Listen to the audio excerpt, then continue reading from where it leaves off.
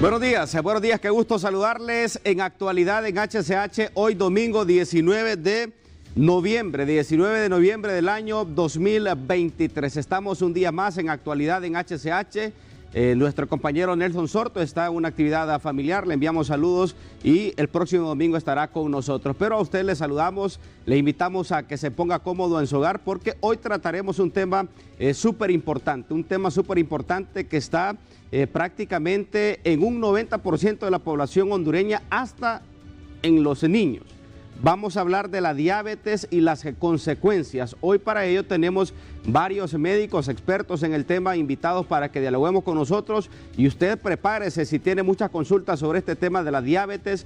También tendrá la oportunidad a través de los mensajes en HCH, a través del WhatsApp y por supuesto también a través de nuestra línea telefónica para que interactúe con nosotros en este tema tan importante, que hace más de 10 años decíamos solo a los adultos mayores o solo a las personas de la tercera edad les da diabetes. No, ahora desde que nace un niño también puede ser diagnosticado con diabetes. Voy a saludar de inmediato a la doctora Sofía Romero, endocrinóloga, que está con nosotros y nos va a acompañar todo este espacio de esta mañana. Doctora, gracias por acompañarnos y buenos días.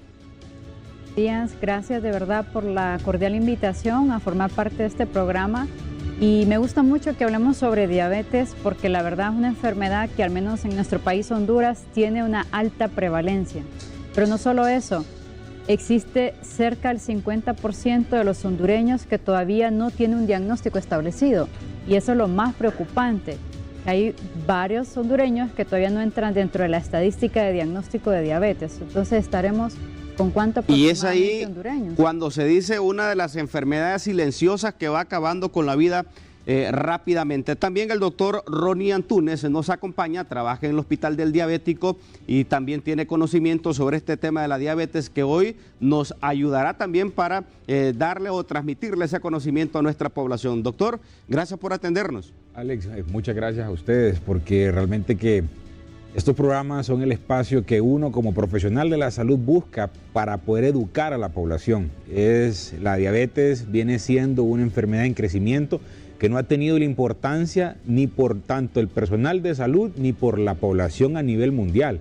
Entonces es bien importante en estos espacios para que la gente pueda hacer sus preguntas, aclaren dudas, porque hay que dejar de creer un poquito en lo que nos dice la vecina, en lo que nos dicen ahí en el barrio, y empezar a escuchar un poquito más de lo que son directrices de personal que estudia para ello. ¿Por qué? Porque la educación es el éxito en el tratamiento de esta enfermedad primordialmente. Entonces, muchas gracias, Alex, y esperamos poder desarrollar a cabalidad la agenda. Bueno, ya estará con nosotros también la doctora Carla Vázquez, que también tiene conocimiento, ya estará con nosotros acá para iniciar este programa. Voy a iniciar con usted, doctora, aunque hoy es el Día del Hombre, ¿verdad? Escuchaba a mis compañeros que hoy es el Día del Hombre. ¿Ya le mandaron algún mensaje a usted, doctor? Por lo menos un mensajito llegó de una colega médica. Bueno, por lo menos uno.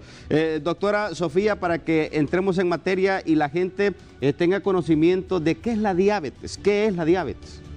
Ok, la diabetes es una enfermedad crónica, es decir, que pasa por varios estadios previos para llegar a su diagnóstico, que se caracteriza principalmente por un trastorno en el metabolismo del azúcar, hablándolo así en términos que me puedan entender las personas.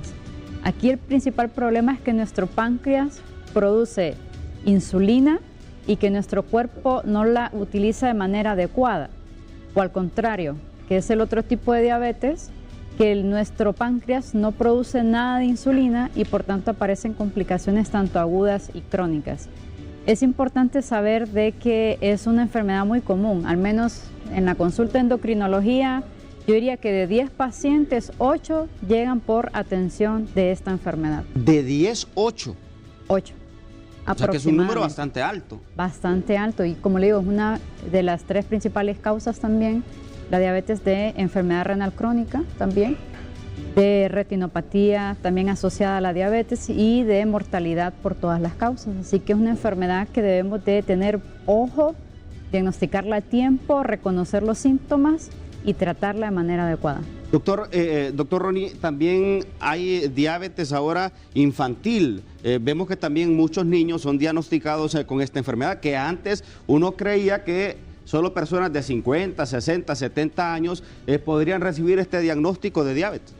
Mire, ahí complementando un poco el comentario de la doctora, esa es la mayor preocupación, ya tal como lo menciona Alex, que la diabetes es una enfermedad que tiene un componente hereditario, tiene una parte que es genética, que esa no la podemos modificar.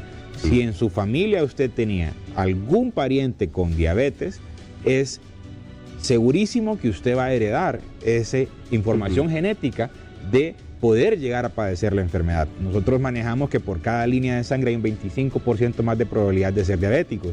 Yo tengo pacientes que papás son diabéticos, abuelos fueron diabéticos y ellos son diabéticos. Eso quiere decir que los hijos de ellos tienen un 75% de probabilidad de ser diabéticos. Entonces es ahí donde vemos que tenemos ya diabetes tipo 1 en niños desde el nacimiento, pero es por lo mismo que iniciábamos nosotros, la falta de educación, porque sí existe un factor que no se puede modificar, que es el genético, pero sí están todos los demás, que son los ambientales y los estilos de vida.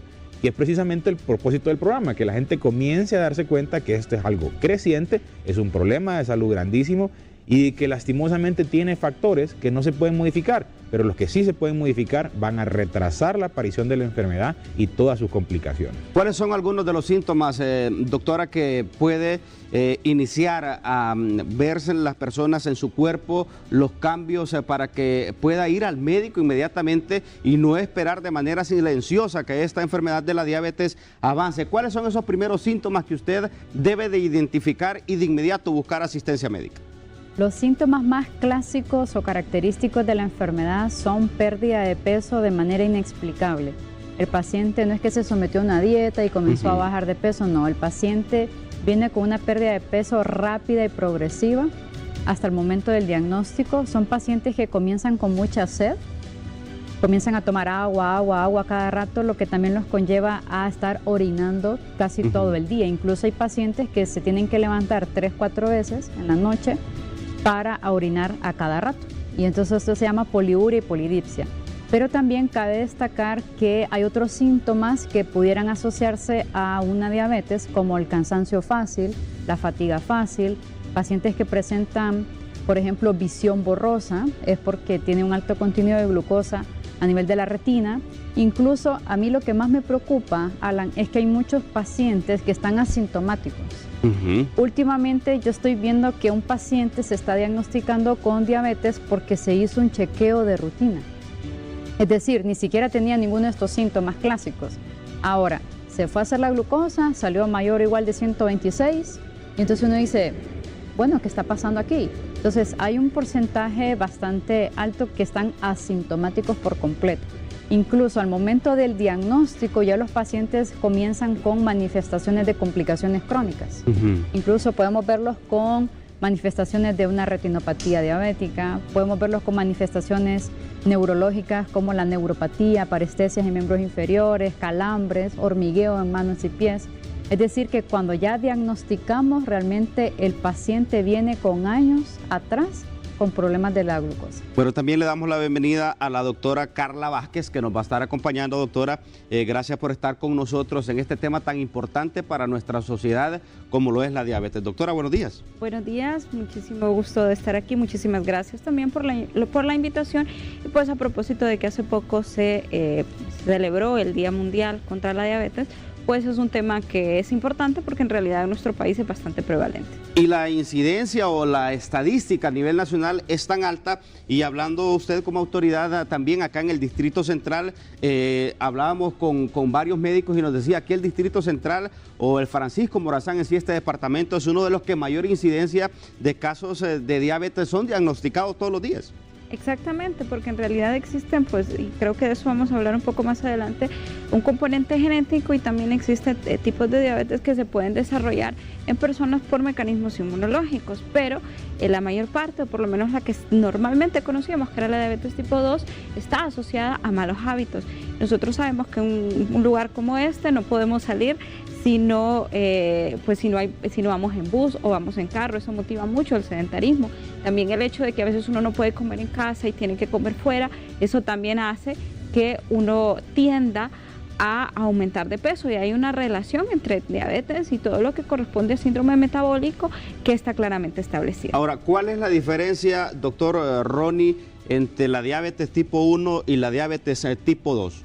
es bien importante que la gente, porque escuchan hablar de insulinas y qué tanta importancia la insulina. Entonces, para poder nosotros hablar específicamente de cuál es la diferencia entre estos dos tipos de diabetes, tenemos que explicar qué es la insulina. Y realmente que la insulina, en palabras sencillas, es esa llavecita que abre la entrada para que pueda entrar la glucosa a la célula. Cuando nosotros comemos, nuestro cuerpo libera una cantidad de insulina que es igual a la necesaria por la cantidad de carbohidratos que entraron. Entonces, eso es algo también que la doctora mencionaba, los síntomas. El paciente tiene pérdida de peso, pero tiene aumento del apetito. ¿Por qué? Porque él está comiendo, pero su cerebro no registra esa entrada de carbohidratos, porque no hay insulina que se pueda producir. Entonces, la insulina es quien abre la puertecita para que esos carbohidratos puedan ingresar. Entonces, ¿cuál es la diferencia entre un diabético tipo 1 y un tipo 2? Un diabético tipo 1 tiene ausencia total de la producción de insulina por destrucción autoinmune, por nacimiento de las células que producen esa insulina.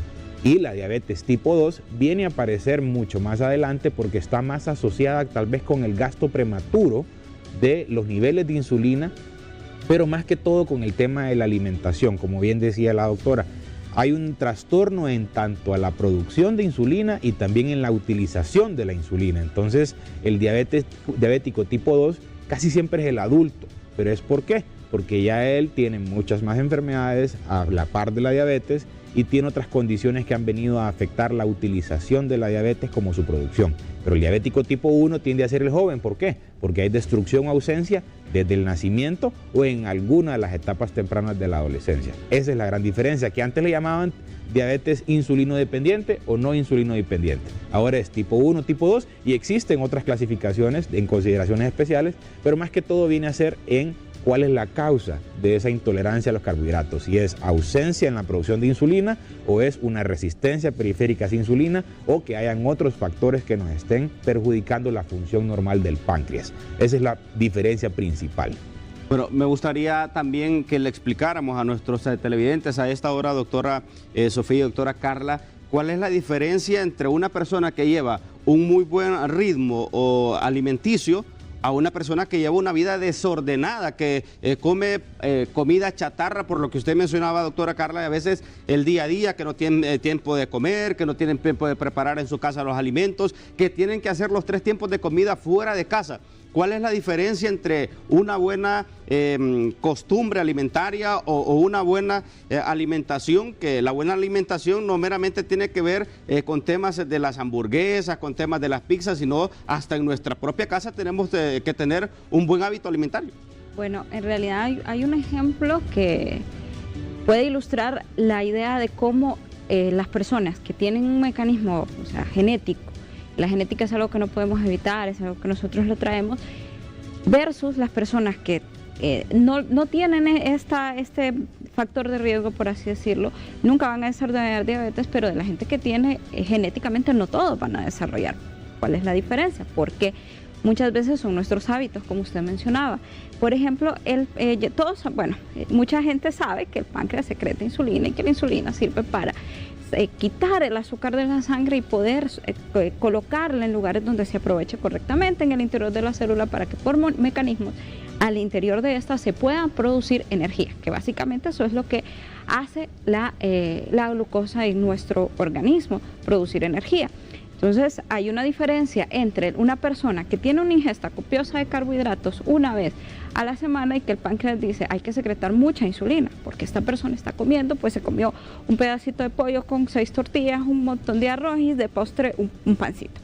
Pero hay una diferencia entre hacer eso de vez en cuando y que nuestro cuerpo tenga que secretar más insulina de lo que normalmente secretaría a hacerlo todos los días. Es como un trabajador en una fábrica.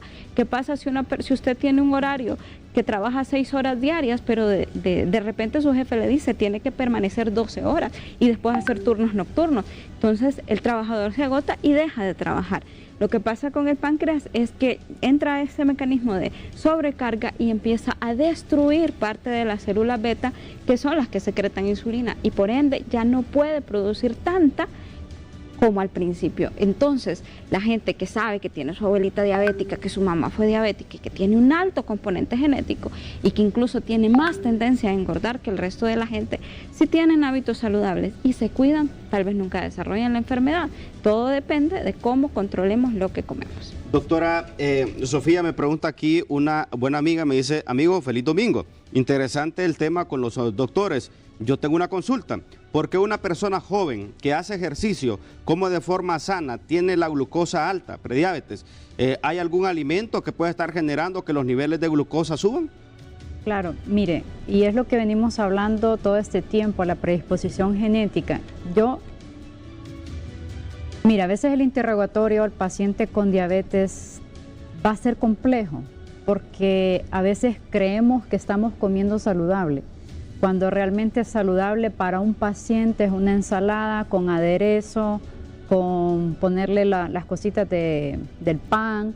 Entonces hay que ver qué es saludable para este paciente, ¿verdad? Porque idealmente si usted tiene una ingesta calórica acorde a su peso, acorde a su edad, acorde a su índice de masa corporal, pues debiera estar todo aparentemente bien. Yo quisiera saber si este paciente incluso que, no sé, parece que hace actividad física todos los días, qué tipo de ejercicio hace, si toma algún suplemento también. Importante saber cuántas comidas al día se está haciendo y cuántas kilocalorías en total del día. ¿Cuáles son las cantidades de raciones de esas comidas? Cantidades de raciones, porque hay algo muy importante. ¿Qué piensa generalmente la gente? Me voy a comer este combo de McDonald's porque yo mañana voy para el gimnasio. Entonces, es normal, ¿verdad?, que todas estos atracones o ingestas inadecuadas de comida nos van a subir los niveles de insulina, ¿verdad?, producir insulinoresistencia. Y hay que ver también, ojo, cuidado, a la hora de interpretar una glucosa en ayunas. ¿Cuánto tiempo de ayuno tuvo el paciente el día anterior a la hora de extraerse la muestra? Porque no es lo mismo el paciente que cumplió 8 a 12 horas a aquel que solo hizo 6 horas. ¿Qué pasó en la madrugada? ¿Comió algo y le salió la glucosa alta? Entonces hay que tener mucho cuidado a la hora de interpretar una glucosa en ayunas. Por ejemplo, ¿le saldría elevado los niveles, doctor, disculpe, una persona que se haga un examen el 25 de diciembre a las 6 de la mañana? Porque toda la noche seguramente comió carne de cerdo, carne de pollo, las fritangas. La torreja. Entonces, automáticamente, aunque vaya en ayunas a las 6 de la mañana y haya dejado de comer a las 12 de la noche, le va a salir los niveles altos. Es correcto. Entonces, por eso siempre como médicos debemos de saber, o sea, interpretar un resultado y preguntarle al paciente, ¿usted qué comió todo el día anterior? Más o menos, o los últimos 3 días. No, mire, pues yo me fui de cumpleaños. Hay pacientes que me han dicho, mire, yo realmente fui a un cumpleaños, comí yuca con chicharrón, tomé coca. Entonces yo, vea, de todo. Entonces, al día siguiente tenemos una glucosa alterada. Entonces hay que tener mucho cuidado con la interpretación y yo le diría al paciente que se la repita, haga un correcto ayuno de al menos 8 a 12 horas y también lo otro que hacérselo en lugares confiables. Doctor. Laboratorios.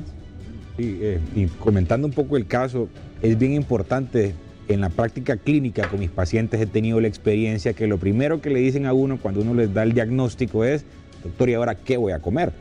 La gente cree que es que no va a comer nada. A veces la persona siente que se le viene el mundo, que ella no va a tomar café con pan, que ella no va a consumir algunas gaseosas, que ella no va a poder ir a comerse una baleada. Y no, hasta la vida saludable le puede incluir comerse una baleada de vez en cuando. Pero ahí, ojo, porque es que nuestra cultura culinaria es bien rica y es inmensamente amplia. Y realmente que ahí con el qué comer, yo siempre le digo a mis pacientes, ojo, no es que se va a morir de hambre, yo no le estoy hablando que me va a dejar de comer, no estoy hablando que va a cortar la mitad de las raciones, que ellos creen que hay que cortar la mitad y que si antes comía 4 tajaditas de plátano me tengo que comer 2. En realidad no es eso lo que buscamos como meta en cuanto a la alimentación. Yo digo a mis pacientes, ¿dónde está el tema? Yo tengo pacientes que son parecidos a ese caso que le preguntaba a su compañera. Me dicen, doctor, yo estoy cumpliendo con mi esquema de medicamentos, doctor, yo estoy haciendo ejercicio, doctor, yo me estoy cuidando, estoy bajando los factores de estrés porque también son importantes y aún así no tengo niveles meta. ¿Pero qué? Estamos comiendo cosas que creemos y lo que decía la doctora, ¿qué creemos que es saludable? Porque, por ejemplo, el ejemplo de la baleada, a mí me encanta ese ejemplo y se lo pongo a mis pacientes. La tortilla de harina la hacen con manteca, si no, no queda. Los frijolitos van refritos en aceite, el huevito lleva aceite y la mantequilla es la manteca y la leche de la vaca. Y si es de los míos, le va a poner plátano maduro frito. Entonces, eso creemos que es normal, pero en realidad es una comida bien cargada. Yo siempre les digo, nadie me hace un huevito en la casa si no le echan aceite a la freidera. Entonces, y no se le pega el huevo. Correcto, no, pero hay maneras de hacerlo, alternativas, cocidito, sancochado, comaleado, cocido en agua. Ahora hay un montón de opciones, no necesariamente tenemos que cocinar como nos enseñaron.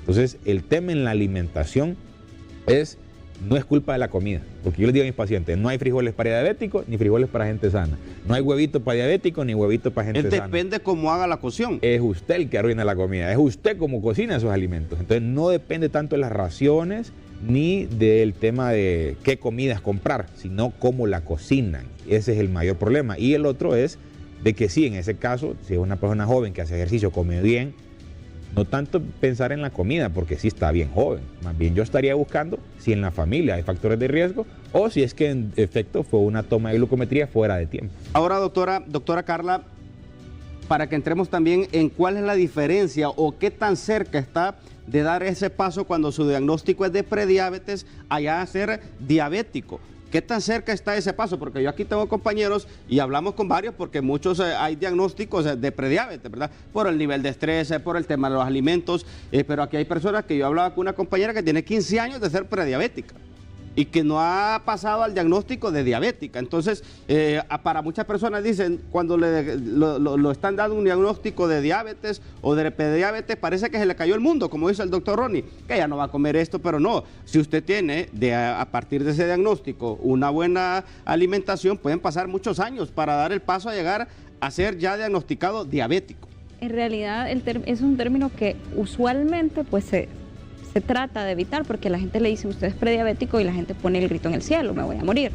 O sea, normalmente el término es resistencia a la insulina, o sea, su cuerpo tiene cierto grado de resistencia a esta hormona, pero como usted puede nunca manifestar, o sea, ya la diabetes propiamente dicha, que es la disfunción, puede permanecer así toda la vida con resistencia a la insulina o puede tener hábitos de vida saludable que puedan ayudar a que su cuerpo pueda mejorar sus niveles de glicemia, porque en realidad el término se acuña a partir del aumento leve de los niveles de glucosa en sangre, pero habría que verificar por qué se dio eso, si es por lo que mencionábamos anteriormente. Cuando está el diagnóstico de prediabético. Depende de cómo se haya establecido el diagnóstico, pues, o sea, el diagnóstico puede ser por una toma que quizás no tuvo el correcto ayuno y pueden decirle que usted es prediabético, pero en realidad fue un error de la muestra o un error de la toma de la muestra. Lo que decía la doctora Sofía, que depende en qué momento se haga o se tome la muestra. Exactamente, entonces en ese caso es una persona que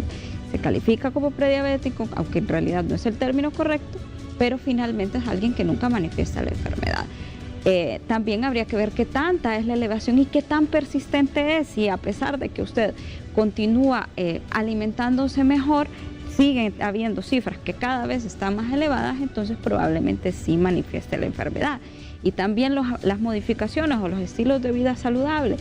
Hay gente que cree que porque yo empiezo a ir al gimnasio ya estoy modificando mis estilos de vida. Existen tipos de ejercicio para tipos de personas y para tipos de patologías.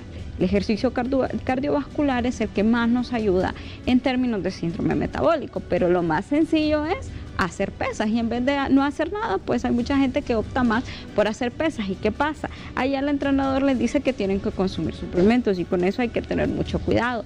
La cantidad de azúcar añadida que tienen muchos de estos suplementos, aunque aparentemente sean inocuos, proteína pura, que le dicen a usted que es proteína hidrolizada y que no tiene otros suplementos, puede estar haciendo que afecte su metabolismo. Entonces siempre la recomendación es obtener de los alimentos lo que usted necesita si va a comenzar con una rutina de ejercicio. Normalmente los suplementos son para gente que tiene deficiencias alimenticias, pero si estamos hablando de una persona que el médico lo manda al gimnasio porque está gordito, probablemente no tiene una deficiencia alimenticia. Doctora. Yo sí quiero decirle a todos los televidentes que la prediabetes sí existe, y generalmente ¿cómo la diagnosticamos? Es mediante exámenes de laboratorio.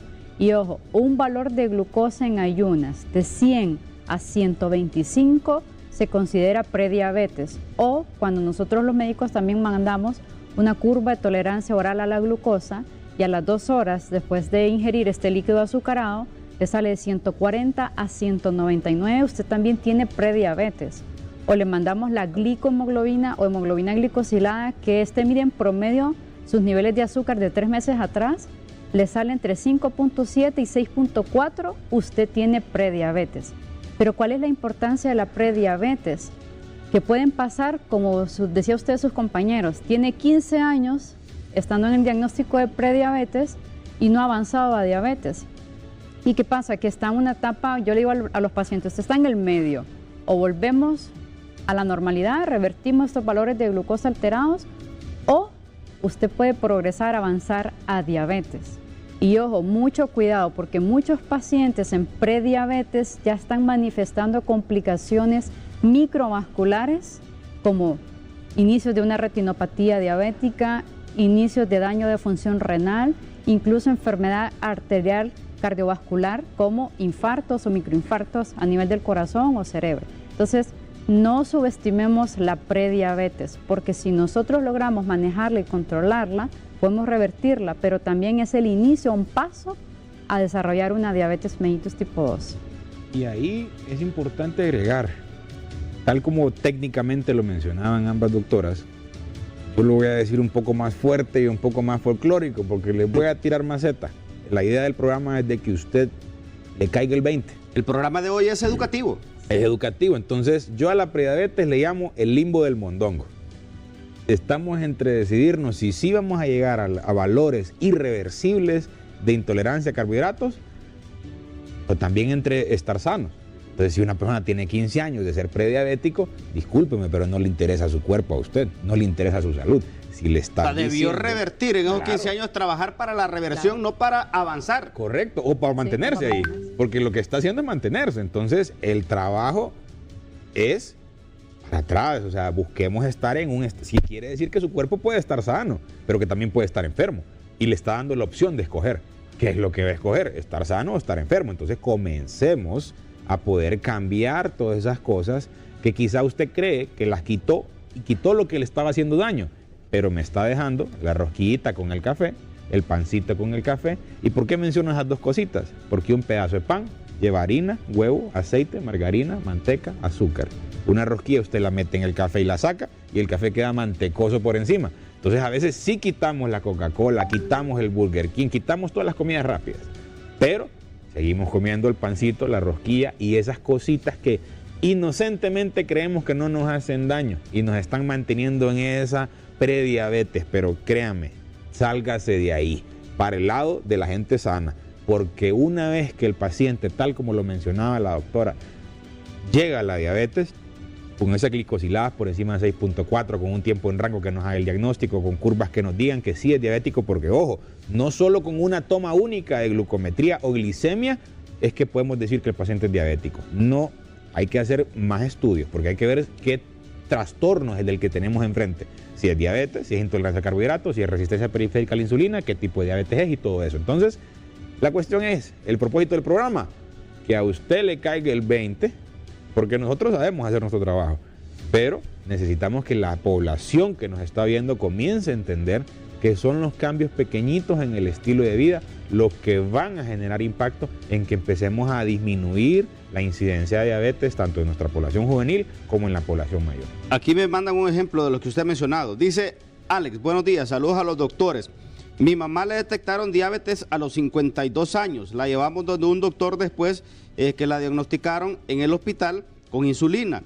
Y este doctor le dijo que no dejara de comer todo lo que a ella le gustaba, que debía hacerlo por ejemplo, si se comía una semita, dice que la comiera solo un cuarto de todo. Y duró de 52 años cuando la diagnosticaron a sus 78 años sin ningún problema.